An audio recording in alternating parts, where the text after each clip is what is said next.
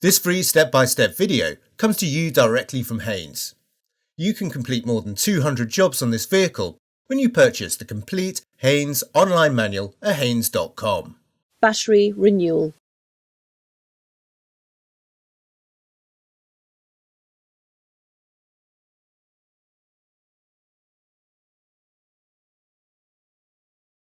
Remove the ignition key.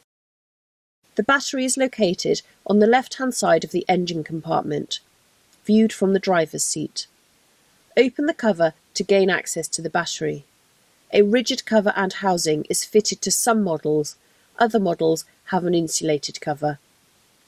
Loosen the clamp nut and disconnect the battery negative lead. Then do the same with the positive lead.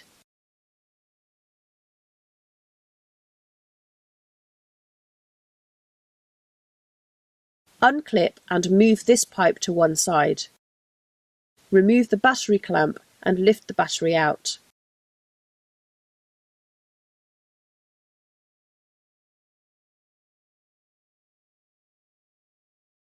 Place the new battery into position. Fit and tighten the battery clamp.